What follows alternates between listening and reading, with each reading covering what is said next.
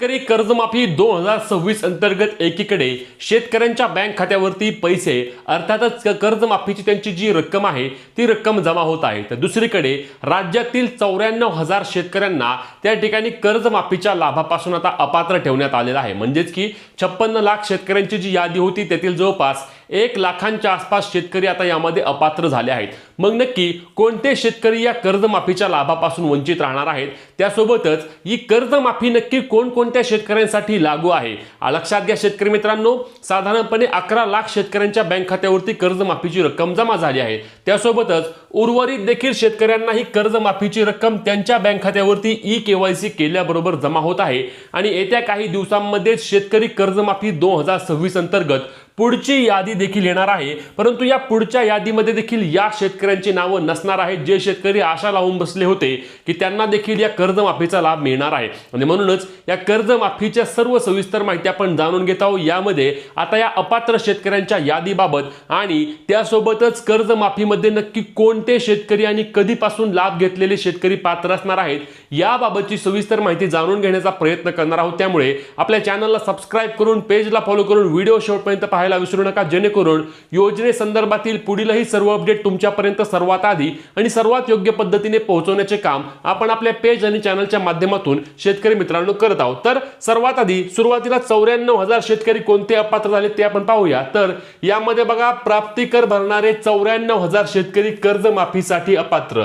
आता हे प्राप्ती कर भरणारे म्हणजेच की ITR भरणाऱ्या शेतकऱ्यांना त्या ठिकाणी कर्जमाफीच्या लाभापासून थेट वंचित ठेवण्यात आलेले आहे। आणि यामध्ये बघा काय सांगितलंय, राज्य सरकारच्या पुण्यश्लोक अहिल्यादेवी होळकर शेतकरी कर्जमुक्ती योजनेत 94,000 प्राप्तिकर भरणारे शेतकरी अपात्र ठरले आहेत। तर या योजनेतील उर्वरित 16,94,000 शेतकऱ्यांच्या खात्यावरती मंगळवारी एकाच वेळी 7,000 कोटी रुपये जमा केले जाणार आहेत आणि याचे वितरण कालपासून सुरू झाले आहे। राज्यातील अनेक शेतकऱ्यांना त्या ठिकाणी त्यांची कर्जमाफीची रक्कम त्यांच्या बँक खात्यावरती जमा होत आहे। आता यामध्ये बघा, ज्या शेतकऱ्यांना म्हणजे ज्या शेतकऱ्यांच्या खात्यावरती पीक कर्ज जमा झाले आहे किंवा कर्जाची रक्कम जमा झाली आहे त्या शेतकऱ्यांना आता नवीन कर्ज देण्याचे देखील सर्व मार्ग मोकळे झाले अशी माहिती आपल्या सहकार विभागातील सूत्रांनी दिली। यामध्ये राज्य सरकारने कर्जमुक्ती योजनेच्या माध्यमातून ज्या शेतकऱ्यांचे 30 सप्टेंबर 2025 पर्यंत पीक कर्ज थकीत आहे त्यांना 2 लाखांच्या मर्यादेत कर्जमाफी देण्याची, तसेच नियमित कर्जफेड करणाऱ्या शेतकऱ्यांना 50,000 रुपये।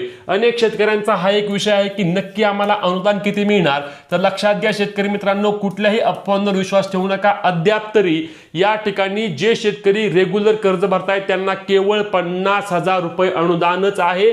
यामध्ये कुठल्याही प्रकारची वाढ अजून तरी झालेली नाही। मी अजून तरी का म्हणतोय, कारण यामध्ये अनेक शेतकऱ्यांनी त्या ठिकाणी लावून धरला आहे। अनेक शेतकरी नेते असतील यांनी देखील मागणी केली आहे की ही 50,000 रुपये आम्हाला मान्य नाही, तर आम्हाला देखील 2 लाख रुपयांपर्यंतचे अनुदान द्या किंवा 2 लाखांपर्यंतची कर्जमाफी आम्हाला देखील द्या। आणि ही मागणी रास्त आहे। ही मागणी आम्ही आमच्या देखील चॅनलच्या माध्यमातून पेजच्या माध्यमातून वारंवार करतोय, कारण जे शेतकरी नियमित कर्ज भरतायत, बँकिंग सिस्टीम चालू ठेवतायत, हे सरकारने सांगितलेलं की चालू बाकी असणारे शेतकरी बँकिंग सिस्टीम चालू ठेवतात म्हणून त्यांना प्रोत्साहनपर अनुदान स्वरूपात आम्ही रक्कम देणार आहोत।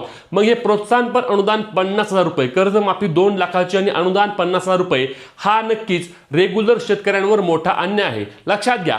त्यासोबतच शेतकरी कर्जमाफी नक्की कोणाची होणार आहे, तर ज्या शेतकऱ्यांचे, हा एक विषय मला अनेक शेतकऱ्यांनी विचारला आहे की नक्की कर्जमाफी कोणाची होणार आहे, तर लक्षात घ्या शेतकरी मित्रांनो, 1 एप्रिल 2019 नंतर तुमचे कर्ज असेल तरच, म्हणजेच की लक्षात घ्या, ज्या शेतकऱ्यांचा विषय आहे की आमचं 2018 ला आहे, 17 ला आहे, 15 ला आहे, 14 ला आहे, तुम्हाला या कर्जमाफीचा लाभ मिळणार नाही। 2019 पासून 2025 पर्यंतचे शेतकरी या कर्जमाफीच्या लाभासाठी त्या ठिकाणी पात्र ठरणार आहेत। आणि प्रोत्साहनपर अनुदान 50,000 रुपयाचा विषय जर घ्यायचा झाला तर यामध्ये 2022-23 लक्षात घ्या, तुम्हाला मी क्लिअर करतो, 2022-23, 2023-24 आणि 2024-25 या 3 वर्षांपैकी कोणत्याही 2 वर्षांमध्ये तुम्ही तुमचे कर्ज त्या ठिकाणी नवे जुने केलेले असावे, तर तुम्ही या प्रोत्साहनपर अनुदानासाठी 50,000 रुपयांसाठी पात्र ठरता।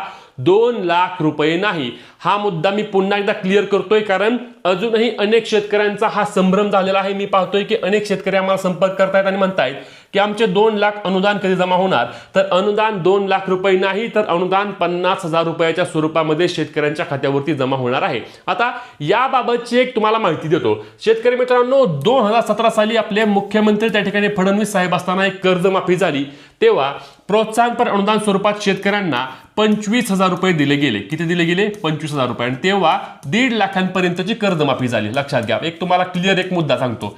त्यानंतर 2019 साली आपल्या उद्धव साहेब ठाकरे यांनी कर्जमाफी केली. त्यावेळी त्या ठिकाणी कर्जमाफी झाली कितीची? तर कर्जमाफी झाली तेव्हा 2 लाख रुपयांची. आणि तेव्हा शेतकऱ्यांना अनुदान किती दिले गेले? तर तेव्हा देखील शेतकऱ्यांना दिले गेले 50,000 रुपये. लक्षात घ्या. आता 2026 मध्ये पुन्हा एकदा कर्जमाफी झाली. आता देखील शेतकऱ्यांना 2 लाखांची कर्जमाफी मिळाली आणि त्या ठिकाणी प्रोत्साहनपर अनुदान किती मिळाले? तर प्रोत्साहनपर अनुदान 50,000 रुपयेच. त्यातही लक्षात घ्या, यामध्ये 2019 सालचे 2019 सालचे अनेक शेतकरी अजूनही हे 50,000 रुपये अनुदान त्यांना मिळालं नाही. आणि आता देखील 2026 मध्ये 50,000 रुपये प्रोत्साहनपर अनुदान शेवटी येणार आहे. म्हणजे दुसरी यादी येणार 2 लाखांची, तिसरी यादी येणार OTS साठीची, म्हणजे ज्यांचे 2 लाखांपेक्षा जास्त कर्ज आहे त्यांनी रक्कम आणून बँकेत भरायच्या. आणि सर्वात शेवटी मिळणार कोणाला? तर हे प्रोत्साहनपर अनुदान मिळणार रेग्युलर शेतकऱ्यांना, ते देखील 50,000 रुपये. नक्कीच यामध्ये सरकारने सुधारणा करणे गरजेचं आहे. अजूनही सरकारकडे वेळ आहे आणि यामध्ये सरकारने ही दुरुस्ती करावी. त्या ठिकाणी रविकांत तुपकर असतील, शेतकरी नेते, किसान सभेचे आपले डॉक्टर अजित नवले असतील, यांच्या वतीने देखील आता मागणी केली जात आहे की शेतकऱ्यांना देखील 2 लाख रुपये तुम्ही अनुदान स्वरूपात, प्रोत्साहनपर अनुदान स्वरूपात द्या. अन्यथा रेग्युलर शेतकऱ्यांवर 23 लाख शेतकऱ्यांवर याचा मोठा अन्याय होत आहे. तुम्हाला याबाबत काय वाटतं नक्की कमेंट करून सांगा. आणि तुम्ही देखील प्राप्ती कर भरल्यामुळे या कर्जमाफीपासून वंचित राहताय का? आता प्राप्ती कराचा विषय काय आहे? तर लक्षात घ्या, तुम्ही जर ITR भरला असेल, 1 वर्षासाठी जरी भरला असेल, तरी देखील तुम्ही या कर्जमाफीच्या लाभापासून वंचित राहणार आहात. तुम्हाला कर्जमाफी मिळणार नाही. याबाबत तुमचे जे काही प्रश्न असतील ते कमेंटच्या माध्यमातून विचारा.